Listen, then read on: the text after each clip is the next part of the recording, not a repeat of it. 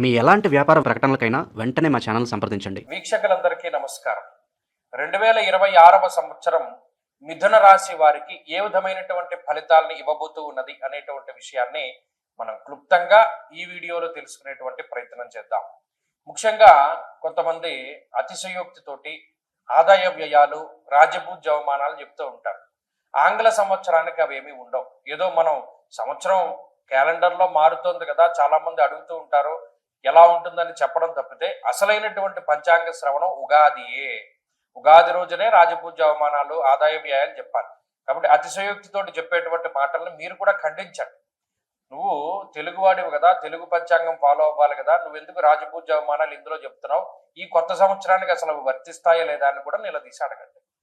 అలాగే ఈ వీడియో పూర్తిగా చూడండి, ఎక్కడ స్కిప్ చేయకుండా. మిథున రాశి వారికి సంబంధించి ఎక్కడ కూడా ఏ నిర్ణయాలు తీసుకోవాలి, ఏ ఏ నెలలు మంచివి అనేటువంటి అన్ని విషయాలు ఇందులో చెప్పడం జరుగుతుంది. ఇందులో ప్రధానంగా అసలు ఈ రాశి వారికి ఏ గ్రహాలు అనుకూలంగా ఉన్నాయి, ఈ సంవత్సరంలో చతుర్గ్రహ కూటములు, పంచగ్రహ కూటములు చాలా ఏర్పడుతూ ఉన్నాయి. గురుడైతే 2 సార్లు మారి 2 రాశులు మారబోతూ ఉన్నారు. శనేశ్వరుడు వక్రగతి, రాహు యొక్క మార్పు, ఇవన్నీ కూడా ఈ సంవత్సరంలోనే జరగబోతూ ఉన్నాయి. అటువంటి సందర్భంలో ఇప్పుడు ప్రజెంట్ ఉన్నటువంటి రాహువు మీకు 9వ స్థానమందు సంచరిస్తున్నారు. అంటే రాహు బలం లేనట్టే లెక్క. ఈ సంవత్సరం చివరిలో ఆ 9లో ఉన్నటువంటి రాహు వల్ల అష్టమంలోకి వస్తారు. ఆయన వెనక్కి ప్రయాణం చేసే స్వభావం కలిగిన గ్రహం కాబట్టి అష్టమ రాహు కొంత ఇబ్బందికరమైనటువంటి ఫలితాన్ని ఇస్తాడు. అయితే డిసెంబర్లో మారతారు కాబట్టి ఆ ఫలితం ఈ ఆంగ్ల 2026వ సంవత్సరంలో మీకు రాదు. 9వ రాహు ఫలితం మాత్రమే మీకు వస్తుంది. ఇక శనేశ్వరుడు దశమ కేంద్రంలో, కంటక శని అంటారు, కేంద్రంలో ఉన్నటువంటి శనేశ్వరుడు. ఆయన ఈ సంవత్సరం మొత్తం అక్కడే ఉంటారు. మధ్యలో కొన్ని సార్లు వక్రిస్తారు, కొన్ని సార్లు మామూలుగా మారుతారు. ఏదైనప్పటికీ ఆయన స్థానం అయితే మార్పు ఉండదు, ఆయన అక్కడే ఉంటారు. కాబట్టి ఈ కంటక శని నిజంగా కంటకప్రాయంగానే ఉంటాడు. ఆయన ఏం పెద్ద యోగించే గ్రహం కాదు. మరి ఈ సంవత్సరం మొత్తం దేని మీద ఆధారపడాలి అంటే గురువు యొక్క బలం మీదే. మీరు గమనించండి, జూన్ నెల 2వ తారీఖున మిథున రాశిని వదిలిపెట్టి గురువు కర్కాటక రాశిలోకి సంక్రమణం చేస్తారు.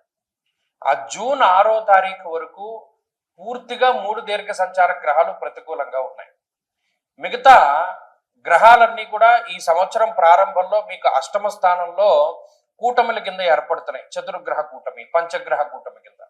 కాబట్టి మిథున రాశి వారికి ఈ సంవత్సరంలో ఆ జూన్ నెల 2వ తారీఖు నుండి అక్టోబర్ 31వ తారీఖు వరకు మాత్రం గురు బలం ఉన్నది. ఈ మధ్యలో ఉన్నటువంటి పీరియడే వీరికి మంచిది. కాబట్టి మొత్తం ఓవరాల్ గా చూసుకున్నప్పుడు పర్సంటేజ్ ఇవ్వవలసి వచ్చినప్పుడు ఒక 30% మాత్రమే ఈ సంవత్సరం మిథున రాశి వారికి బాగున్నది. మరి అంతే కదండి, 30 వంతు కూడా కాదు, 30%, 30 వంతుకు పైనే. అయితే ఎందుకంటే ఈ పరిస్థితి అంటే మరి శనేశ్వరుడు కంటక స్థానంలో ఉన్న రాహు యోగించట్లా, ఉన్న గురుబలం ఒకటే. మరి ఎలా అండి మేము బతికేది మీరంత దారుణంగా చెప్తే అంటే, జాతకం, మిథున రాశి వారి జాతకంలో దశాంతర్దశలు గనక బాగుంటే ఈ గోచార పరిస్థితులన్నీ ఓవర్కమ్ చేయగలుగుతారు.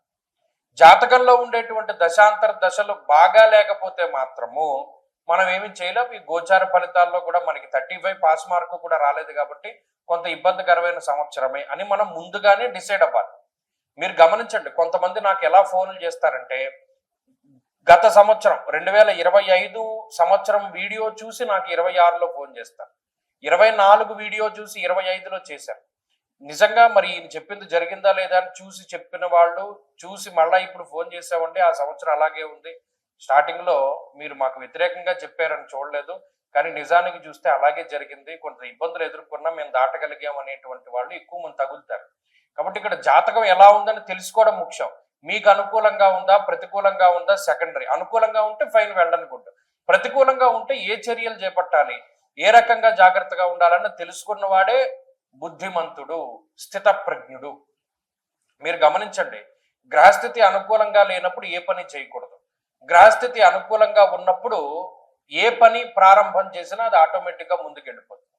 కాబట్టి మిథున రాశి వారికి జూన్ నెల 2వ తారీఖు దగ్గర నుండి అక్టోబర్ 31 వరకు చాలా అద్భుతమైనటువంటి సమయం. అందులోనే అన్ని పనులు పూర్తి చేసుకోవాలి.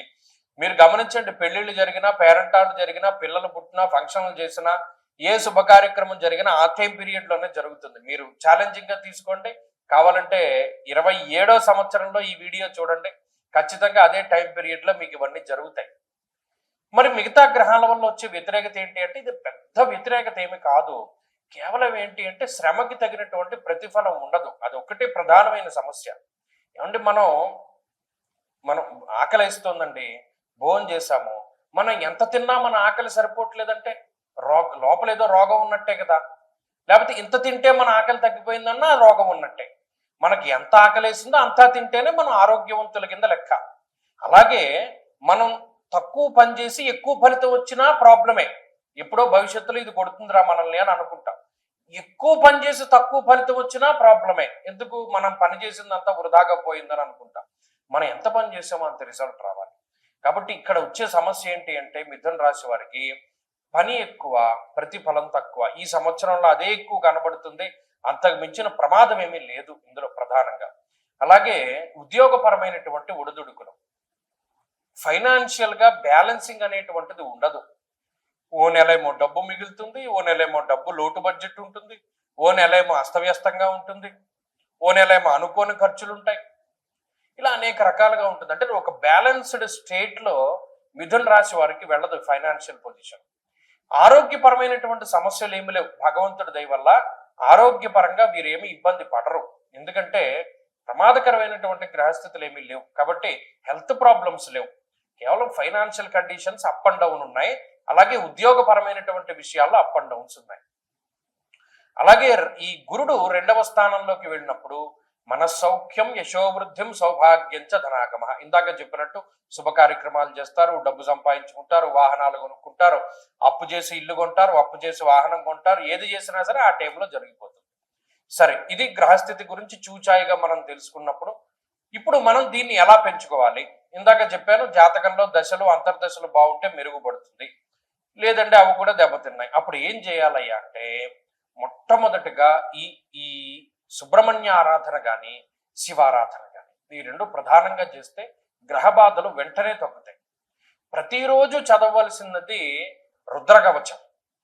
ప్రతిరోజు రుద్రకవచ పారాయణ చేయడం మంచి ఫలితాన్ని ఇస్తుంది. ఒకటి. రెండవది, ప్రతి నెల మాస శివరాత్రి వస్తుంది. ఆ ప్రతి నెల మాస శివరాత్రి రోజున ఖచ్చితంగా శివుడికి అభిషేకం చేయించుకోండి. ఏకవార రుద్రాభిషేకమై చక్కగా చేయించుకోండి మీ పేర్లతోటి. అది ఈ 12 నెలల్లో ఒక మాస శివరాత్రి, మహాశివరాత్రి అది ఎలాగో మన అందరం చేసుకుంటాం. మిగిలినది 11 నెలలే. ఆ 11 నెలల్లో చక్కగా రుద్రాభిషేకం చేసుకోండి. ఈ రకాలైనటువంటి సమస్యల నుండి బయటపడతారు. ప్రతిరోజు చేయవలసినటువంటిది రుద్రకవచ పారాయణ. రుద్రకవచాన్ని ప్రతిరోజు పారాయణం చేస్తూ ఉండండి. ఖచ్చితంగా మీకు మార్పు వచ్చి మంచి ఫలితాలు పెరుగుతాయి. స్వస్తి.